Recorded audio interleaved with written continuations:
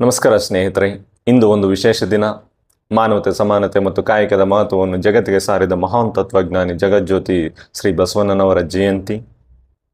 ಇಂದಿನ ಈ ವಿಡಿಯೋದಲ್ಲಿ ಬಸವಣ್ಣ ಯಾರು, ಅವರ ಚಿಂತನೆಗಳ ಮಹತ್ವ ಏನು ಮತ್ತು ನಮ್ಮ ಜೀವನದಲ್ಲಿ ಅವರನ್ನು ಹೇಗೆ ಅನುಸರಿಸಬಹುದು ಎಂಬುದನ್ನು ನಾವು ತಿಳಿಯೋಣ. ಮೊದಲನೇದಾಗಿ, ಬಸವಣ್ಣ ಯಾರು? 12ನೇ ಶತಮಾನದಲ್ಲಿ ಜನಿಸಿದ ಬಸವಣ್ಣನವರು ಕೇವಲ ಒಬ್ಬ ಕವಿಯಲ್ಲ, ಅವರೊಬ್ಬ ಸಾಮಾಜಿಕ ಕ್ರಾಂತಿಕಾರಿ, ತತ್ವಜ್ಞಾನಿ ಮತ್ತು ಆಧ್ಯಾತ್ಮಿಕ ನಾಯಕರು. ಅವರು ಬಿಜ್ಜಲ ಅರಸರ ಆಸ್ಥಾನದಲ್ಲಿ ಮಂತ್ರಿಯಾಗಿ ಕಾರ್ಯನಿರ್ವಹಿಸಿದರು. ಆದರೆ ಅಧಿಕಾರಕ್ಕಿಂತ ಹೆಚ್ಚು ಅವರಿಗೆ ಪ್ರಾಮುಖ್ಯವಾದದ್ದು ಮಾನವ ಮೌಲ್ಯಗಳು.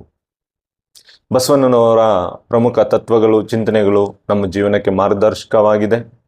ಅದರಲ್ಲಿ ಮೊದಲನೇ ತತ್ವ ಏನಂದರೆ ಕಾಯಕವೇ ಕೈಲಾಸ, ಅಂದರೆ ಕೆಲಸವೇ ದೇವರ ಸೇವೆ. ಪ್ರತಿ ವ್ಯಕ್ತಿಯು ದುಡಿಯಬೇಕು, ಪ್ರಾಮಾಣಿಕವಾಗಿ ಬದುಕಬೇಕು.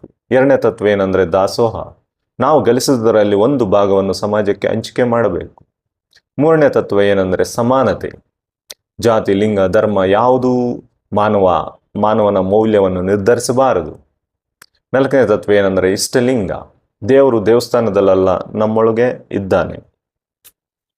ಬಸವಣ್ಣನವರು ಸ್ಥಾಪಿಸಿದ ಅನುಭವ ಮಂಟಪ ಇದು ವಿಶ್ವದ ಮೊದಲ ಪ್ರಜಾಸತ್ತಾತ್ಮಕ ಚರ್ಚಾ ವೇದಿಕೆ ಎಂದು ಹೇಳಲಾಗುತ್ತದೆ. ಅಲ್ಲಿ ಮಹಿಳೆಯರು, ಶ್ರಮಜೀವಿಗಳು, ಎಲ್ಲ ವರ್ಗದ ಜನರು ಸ್ವತಂತ್ರವಾಗಿ ತಮ್ಮ ಅಭಿಪ್ರಾಯಗಳನ್ನು ಹಂಚಿಕೊಂಡರು. ಇದು ನಿಜವಾದ ಸಮಾನತೆಯ ವೇದಿಕೆ ಆಗಿತ್ತು. ಪ್ರಸಿದ್ಧ ವಚನಗಳು. ಬಸವಣ್ಣನವರು ಹೇಳುತ್ತಾರೆ, ಕಾಯಕವೇ ಕೈಲಾಸ, ದಯವೇ ಧರ್ಮದ ಮೂಲವಯ್ಯ. ಎರಡು ಸಾಲುಗಳಲ್ಲಿ ಅವರ ಸಂಪೂರ್ಣ ತತ್ವವೇ ಅಡಗಿದೆ. ನಮ್ಮ ಜೀವನಕ್ಕೆ ಸಂದೇಶ ಏನಂದರೆ, ಇಂದು ನಾವು ಬಸವಣ್ಣನವರಿಂದ ಏನು ಕಲಿಯಬಹುದು ಅಂದರೆ, ದುಡಿಯುವ ಮನೋಭಾವ, ಸಮಾಜಕ್ಕೆ ಕೊಡುವ ಮನಸ್ಸು, ಎಲ್ಲರನ್ನೂ ಸಮಾನವಾಗಿ ನೋಡುವ ದೃಷ್ಟಿ, ಅಂಧಶ್ರದ್ಧೆಗಳಿಂದ ದೂರ ಇರುವ ಚಿಂತನೆ. ಬಸವ ಜಯಂತಿಯ ಈ ಶುಭ ಸಂದರ್ಭದಲ್ಲಿ ನಾವು ಎಲ್ಲರೂ ಒಂದು ಸಂಕಲ್ಪ ಮಾಡೋಣ.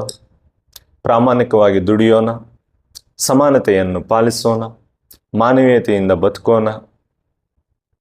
ಇದೇ ನಿಜವಾದ ಬಸವಣ್ಣನವರಿಗೆ ನಾವು ನೀಡುವ ಗೌರವ. ನಾವು ನಿಮ್ಮ ಜೊತೆ ಇನ್ನೊಂದು ಪ್ರೇರಣಾದಾಯಕ ವಿಷಯದೊಂದಿಗೆ ಮತ್ತೆ ಭೇಟಿ ಆಗುತ್ತೇನೆ. ಧನ್ಯವಾದಗಳು. ಜೈ ಬಸವಣ್ಣ. Thank you.